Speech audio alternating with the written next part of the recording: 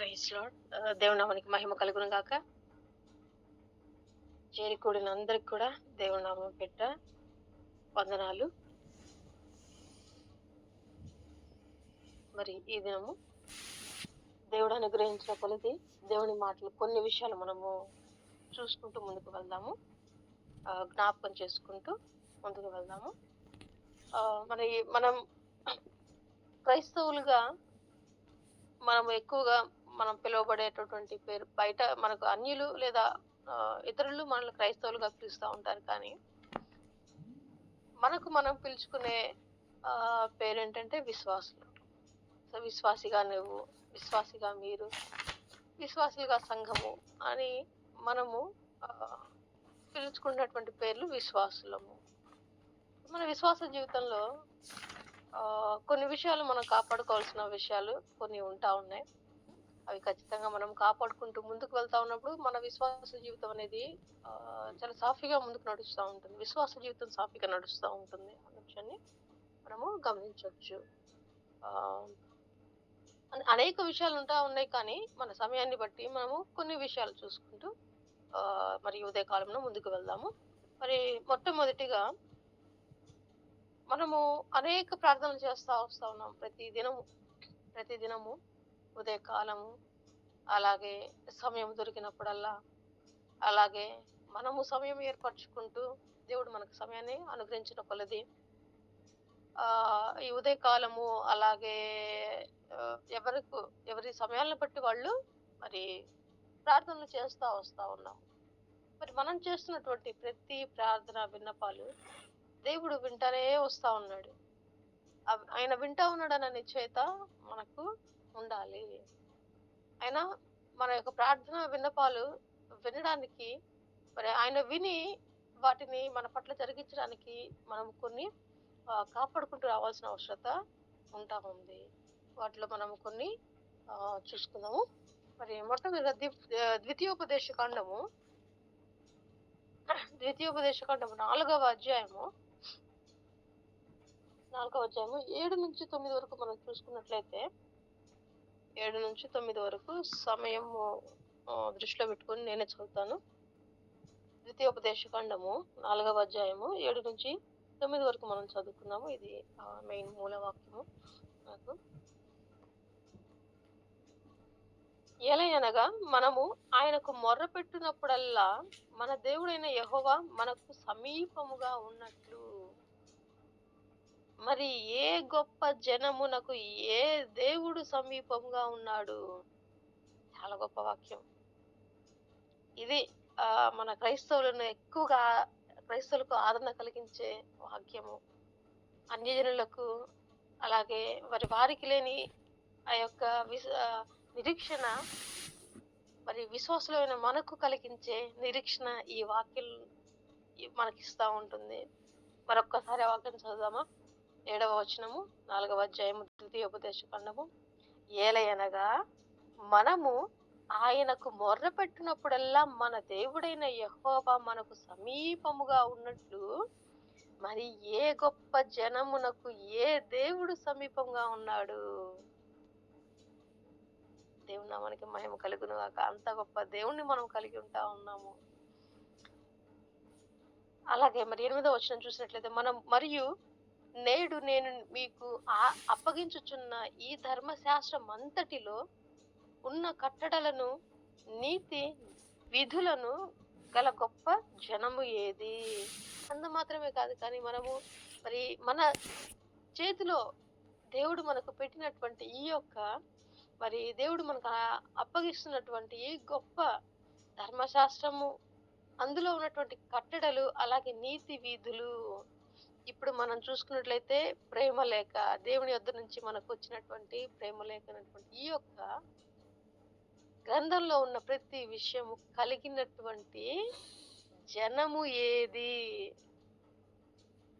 ఆయన మనకు దేవుడిగా ఉండడం మాత్రమే కాదు, కానీ ఆయన తన మహిమాశ్వర్యము, తన మహిమ స్థానంలోకి మనల్ని చేర్చడం కోసము మనల్ని ఎంతో ప్రేమించి మన కొరకు తాను దిగడమే మాత్రమే కాదు, ఇక్కడికి ఈ భూమి మీదకి మనలాగా రావడమే కాదు, కానీ ప్రతి నిత్యము ప్రతి నిత్యము మనకు తోడుగా ఉంటూ మనల్ని ఆదరించడం కోసము ఇంత గొప్ప నీతి విధులు కలిగినటువంటి, కట్టడలు కలిగినటువంటి, మరి అనేక ఆదరణ కలిగినటువంటి గొప్ప గ్రంథాన్ని మన చేతికిచ్చాడాయన. ఇంత గొప్ప ధన్యత ఇంకా ఏ జనముకుంది? ఎవరికిని లేదు. ఇందులో డౌటే లేదు. ఆ! అయితే, అయితే నీవు జాగ్రత్త పడుము. ఆయన ఎంతో గొప్ప దేవుడై ఉన్నాడు. ఆ ధన్యత మరి అటువంటి దేవుడు ఏ దేవుడు లేడు. అలాగే మనలను ప్రేమించి, మనకు ఈ యొక్క గ్రంథాన్ని, ఆ గ్రంథంలో ఉన్న కట్టడలు, మరి నీతి విధులు మనకిచ్చి ఉన్నాడు. అయితే జాగ్రత్త పడుము. నీవు జాగ్రత్త పడుము. ఏమని జాగ్రత్త పడాలి? నీవు కన్నులారా చూచిన వాటిని మరువక ఉండునట్లు, అవి నీ జీవిత కాలమంతయు నీ హృదయములో నుండి తొలగిపోకుండునట్లు నీ మనస్సును బహు జాగ్రత్తగా కాపాడుకొనుము. దేవుడిచ్చిన విషయాలు ఆషామాషి కాదు. ఆయన ఏదైతే కట్టడలు ఇచ్చాడో, ఏదైతే విధులను ఇచ్చాడో ఆషామాషి కాదు. అవన్నీ మనసులో జాగ్రత్త పరుచుకోవాలి. జాగ్రత్తగా కాపాడుకోవాలి. బహు జాగ్రత్తగా కాపాడుకోవాలి. మనం మనసులో జాగ్రత్తగా కాపాడుకోవడం అంటే నిత్యము వాటిని ధ్యానం చేయాలి. నిత్యము ధ్యానం చేయడం వల్ల అవి మన మనసులో భద్రపరచబడతాయి. మనము భద్రపరచుకోవడం మాత్రమే కాదు కానీ, మనం కాపాడుకుంటే మాత్రమే కాదు కానీ, నీ కుమారులకును, నీ కుమారుల కుమారులకును వాటిని నేర్పి, వాటిని నేర్పాలి. మనము వేశ్య అయినటువంటి రాహాబు విషయంలో మనం చూసుకున్నట్లయితే, తను ఈ విషయాలు వినడం వల్ల, దేవుని గురించిన విషయాలు వినడం వల్ల తనలో విశ్వాసాన్ని పెంపొందించుకుంది. వినటం వలన విశ్వాసం వస్తుందనేది మనకు తెలిసిన వాక్యము. దేవుడు మనకిచ్చినటువంటి వాక్యము. అలా వినడం ద్వారానే ఆ యొక్క పట్టణంలో ఉన్నటువంటి ప్రతి ఒక్కరి గుండెల్లో గుబులు పుట్టేది. అంత గొప్ప దేవుడు మన దేవుడు. ఆ యొక్క విధులన్నీ, ఆ యొక్క కట్టడలన్నీ, ఆయన మన కొరకు ఇచ్చినటువంటి ప్రతి మాటను ప్రతినిత్యం మనం ధ్యానం చేస్తూ మన మనసులో కాపాడుకోవడం మాత్రమే కాదు కానీ, వాటిని మన మన తర్వాతి తరానికి కూడా అందించాలి. తర్వాతి తరానికి కూడా అందించాలి. లేని ఎడల యోసేపు విషయంలో మనకు తెలుసు. యోసేపుని ఎరుగని కొత్త తరం ఒకటి వచ్చింది. అలాగున ఉండడానికి వీల్లేదు. కాబట్టి మనము భద్రపరచుకోవడం మాత్రమే కాదు కానీ, మన ముందు తరాల వారికి కూడా వాటిని పంచిపెట్టాలి. నిత్యము వారికి నేర్పిస్తూ ఉండాలి. అందుకే ఇశ్రాయేలులో ఉంటుంది. ప్రతి వారికి ఖచ్చితంగా మనం కనుక వాళ్ళని చూసినట్లే వాళ్ళ వస్త్రం మీద ఉంటుంది. వస్త్రాలను కూడా వాళ్ళ కింద మరి పైన వేసే ఒక శాలువ లాంటిది ఒకటి ఉంటుంది వాళ్ళ వస్త్రం మీద. సో దానికి కింద కట్టుకొని ఉంటారు వాళ్ళు. కొన్ని ప్రతి 12 years వచ్చాయి అంటే వాళ్ళు దాదాపు ధర్మశాస్త్రాన్ని వాళ్ళు ఆవుపోస్ట్ పోసి ఉంటారు. వాళ్ళు చక్కగా నేర్చుకుని ఉంటారు 12 సంవత్సరాల లోపు. ఆ తర్వాత పాండిత్యం వరకు ప్రవేశిస్తారు. ఖచ్చితంగా కంఠత్వం చేయాలి వాళ్ళు 12 సంవత్సరాల లోపు. అప్పుడు చాలా గొప్ప విందును వాళ్ళు చేసుకుంటారు. చాలా గొప్పగా వాళ్ళు సెలబ్రేట్ చేసుకుంటారు ఆ విషయాలను బట్టి. మనకి ఇక్కడ మన దేశ సాంప్రదాయం ప్రకారము అన్యులు ఏం చేస్తారంటే, ఒక వయసు వచ్చిన తర్వాత మరి చున్నీల ఫంక్షన్ అని, ధోతి ఫంక్షన్ అని చేస్తారు. కానీ ఇశ్రాయేలీలు అయితే మంచిగా వాళ్ళు 12 సంవత్సరాలు అయిపోయిన తర్వాత వాళ్ళు ధర్మశాస్త్రం అంతటిని వాళ్ళు కంఠస్థం చేసిన విధానాన్ని బట్టి వాళ్ళు ఒక గొప్ప పండుగ చేసుకుంటారు. అది వరకు విధిగా తీసుకున్నారు వాళ్ళు. అలాగున మనము కూడా కాపాడుకొని మన ముందు తరాల వారికి ఖచ్చితంగా మనం పంచిపెట్టాలి. వాళ్ళు కూడా కాపాడుకునేలాగా వారికి మనము నేర్పించబద్ధులమై ఉంటా ఉన్నాము. అలాగే మరి యాకోబు పత్రిక 1వ అధ్యాయము 27వ వచనం ఒకసారి చూసినట్లయితే,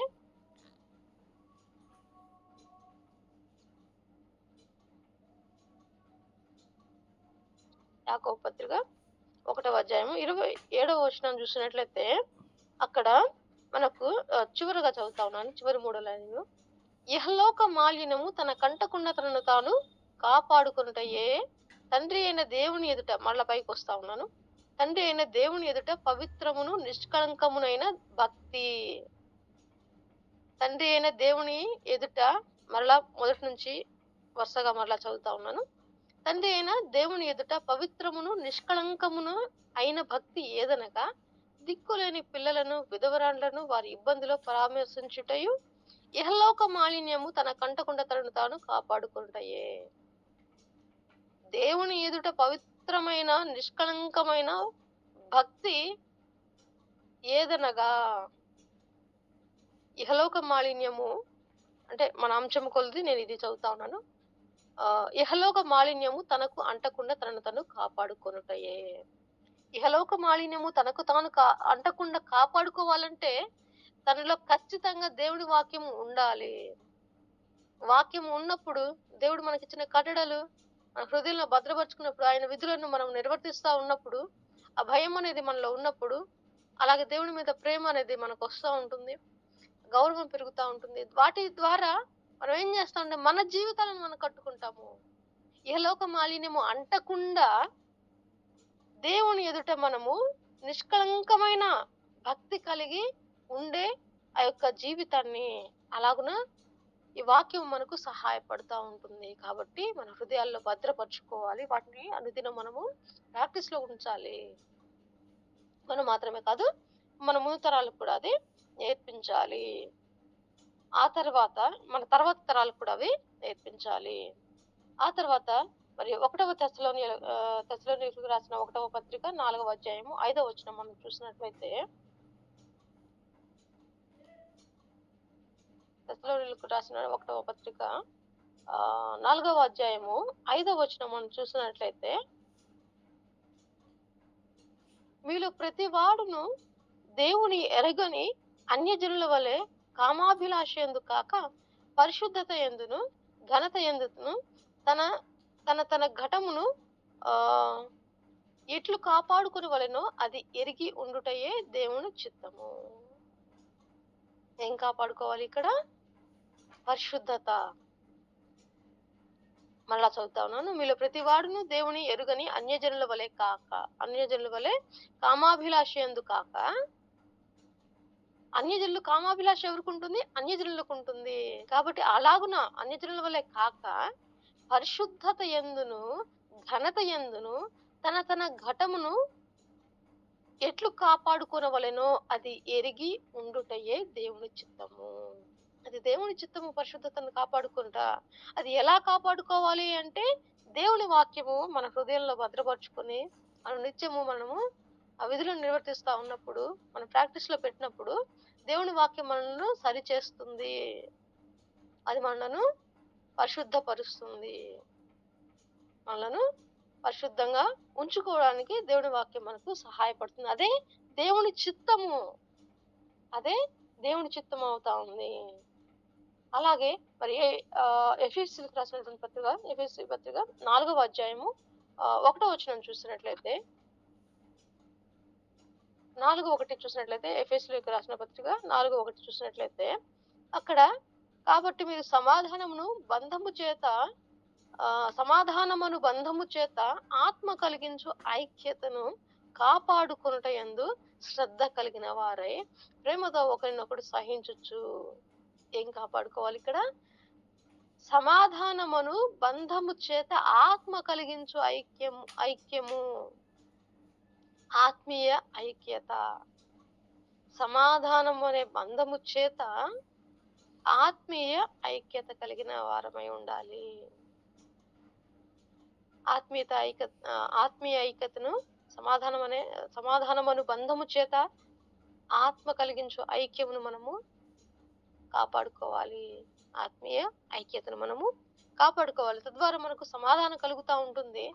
సమాధానము ప్రేమ ద్వారా వస్తూ ఉంది. ప్రేమ ద్వారా మనం ఒకరినొకరు సహించుకున్నప్పుడు సమస్తాన్ని మనము జయించగలము. ప్రేమ సమస్తాన్ని జయించగలదు. ఈ విషయాన్ని మనము జాగ్రత్త చూసుకోవాలి. ఐక్యత కలిగి, ఆత్మీయ ఐక్యత కలిగి ఉండు విషయంలో మనము జాగ్రత్త పడాలి. ఐక్యమును మనము కాపాడుకోవాలన్న విషయాన్ని మనము జ్ఞాపకం చేసుకోవాలి.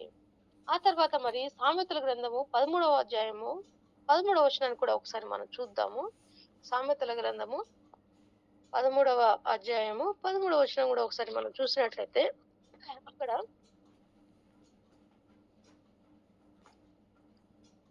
ఆజ్ఞను తిరస్కరించువాడు అందువలన శిక్ష నొందును. ఆజ్ఞ విషయమై భయభక్తులు గలవాడు లాభ పొందును. ఆత్మ విషయమై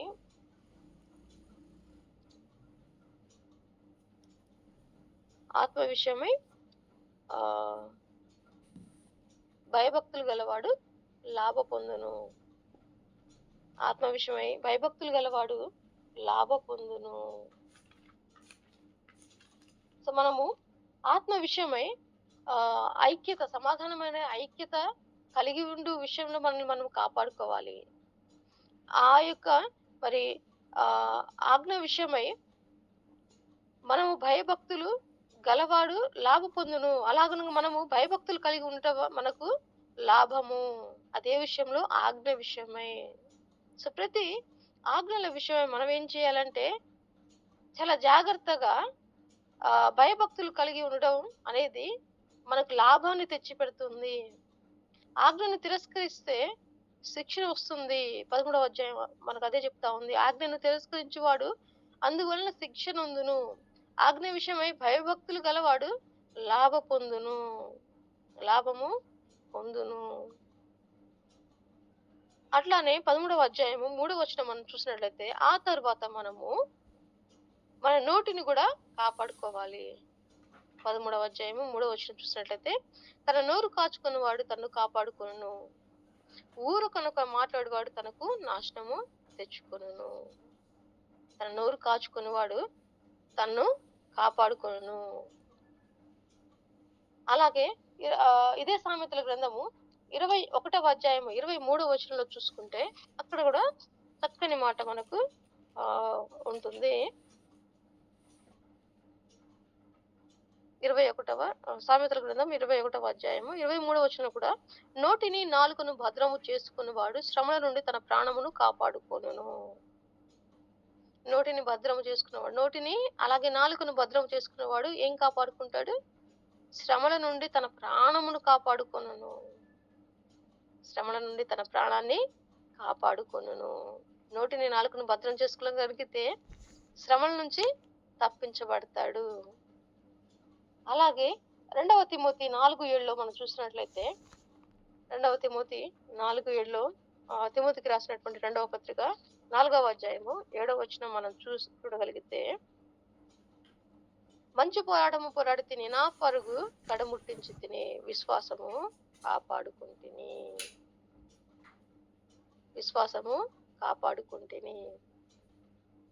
విశ్వాసమును కాపాడుకున్నప్పుడు ఇక మీదట నా కొరకు నీతి కిరీటము ఉంచబడి ఉన్నది. ఆ దినమందు నీతి గల న్యాయాధిపతి అయిన ప్రభువు అది నాకు మాత్రమే కాకుండా తన ప్రత్యక్షతను ఆపేక్షించు వారు అందరికీ అనుగ్రహించును.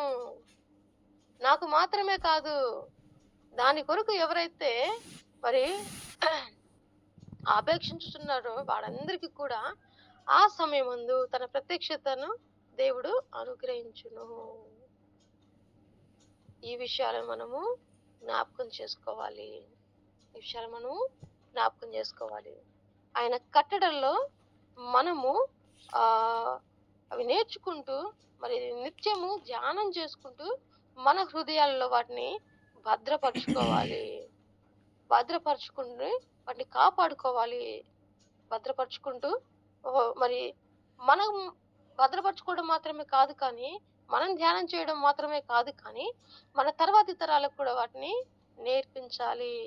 మనమే కాదు కదా, మరి మన తర్వాత తరం వారు కూడా భద్రపరచబడాలి. వాళ్ళు కూడా కాపాడబడాలి. వారి విశ్వాస జీవితంలో వారు కూడా ఆ నీతి కిరీటాన్ని స్వతంత్రించుకోవాలి కదా. మనతో మనం మరి స్వార్థంగా ఉండకూడదు కదా. దేవుడు ఆ కట్టడలను ఇచ్చింది మన కోసమే అయితే అవసరం లేదు, మన తర్వాత తరాలకు కూడా వెళ్ళాలి. వెళ్ళాలంటే ఆయన మన చేతిలో ఒక గొప్ప గ్రంథాన్ని మనకిచ్చాడు. ఆ విధులన్నిటిని మనము జాగ్రత్తగా మన మనసులో కాపాడుకోవాలి. తరతరానికి అందించాలి. అలాగే మనము మరి లోక మాలిన్యము అంటకుండా కాపాడుకోవాలి. అలా కాపాడుకోవడానికి ఈ వాక్యము దేవుని యొక్క కట్టడలు, విధులు మనకు సహాయపడతాయి. దేవుని మాటలు మనకు సహాయపడతాయి. తద్వారా మనము పరిశుద్ధత కలిగి ఉండగలము. అన్యుల వలె కాకుండా మనము దేవుని బిడ్డల వలె మనము పరిశుద్ధతను కాపాడుకొనగలము. అలాగే ఆత్మ కలిగించు ఐక్యతను కాపాడుకుని ఉండాలి. తద్వారా మనము నోటిని కూడా కాపాడుకునే వారిలాగా ఉండాలి. ఆయన ఆజ్ఞలన్నిటినీ మరి అనుసరించు వారికి మేలు కలుగుతుంది. ఆయన ఆజ్ఞలు అనుసరించిన ప్రతి ఒక్కరికి మేలు కలుగుతుంది. తద్వారా విశ్వాసమును కాపాడుకుని పరుగు కడముట్టించు వానికి దేవుడు ఆపేక్షించు తన యొక్క నీతి కిరీటము ఆయన అనుగ్రహించడానికి రెడీగా ఉన్నాడు. అది ప్రతి ఒక్కరం కూడా స్వతంత్రించుకొనగలము. ఎప్పుడంటే ఆ యొక్క మన పరుగును కడముట్టించినప్పుడు. ఇవన్నీ విషయాల్లో మనల్ని మనం కాపాడుకుంటూ మరి మనం కాపాడుకోవడం కోసము దేవుని యొక్క వాక్యం మనకు సహాయపడతా ఉంది కాబట్టి మరి ఆ వాక్యము ఆ సహాయం నిమిత్తమై మనము ప్రార్థన ఒకరము మన కొరకు మనము అలాగే ఒకరి కొరకు ఒకరము ప్రార్థించబద్ధులమై ఉంటా ఉన్నాము. సహాయం నిమిత్తమై ఒకరి బలహీనతలో ఇంకొకరు ఖచ్చితంగా సహాయపడాలి. కాబట్టి మరి ఇతరుల నిమిత్తమై అలాగున మనము ప్రార్థించాలి. దేవుడు మనకు మొట్టమొదటికి ఇచ్చినటువంటి మరి మాట 7వ వచనంలో ద్వితీయోపదేశకాండం 4:7లో ఆయన వంటి దేవుడు ఇంకొకడు లేడు. ఎందుకంటే మనం మొర్ర పెట్టినప్పుడల్లా ఆయన వింటా ఉన్నాడు. అసలు ఇంకే దేవుడున్నాడు? అసలు చెప్పుకుంటా ఉన్నారు గాని ఏ దేవుడు మొర్ర పెట్టినా గానీ వింటా ఉన్నాడు. అంత గొప్ప దేవుణ్ణి కలిగి ఉంటా ఉన్నాం. ఇంకే దేవుడు అలా లేడు కదా. ఏ దేవుడు అలా లేడు. వాక్యం ఎంత చక్కగా మనతో మాట్లాడుతా ఉన్నాడు. దేవుడి వాక్యం ద్వారా ఆయనకు మొర్ర పెట్టినప్పుడల్లా మన దేవుడైన యెహోవా మనకు సమీపముగా ఉన్నట్టు మొర్ర పెట్టినప్పుడల్లా సమీపంగా ఉంటా ఉన్నాడు. అంత సమీపంగా ఉండే దేవుడు ఇంకే దేవుడైనా ఉన్నాడా? లేనే లేడు. ఆ నిశ్చయత మనకు ఉండాలి. ఆ విశ్వాసం మనకు ఉండాలి. ఏ దేవుడును లేడు. ఆయన మొర్ర పెట్టినప్పుడల్లా సమీపంగా ఉంటా ఉన్నాడు. ఈ విషయాలను జ్ఞాపకం చేసుకుంటూ మరి మనం ఈ యొక్క ప్రార్థన జీవితంలో ముందుకు కొనసాగబడాలని మరి దేవుడు అటువంటి కృప మనందరికీ ఇచ్చి నడిపించాలని కోరుకుంటా ఉన్నాను. దేవుడు మనకు సహాయం చేయను గాక. ఆమేన్. థాంక్యూ.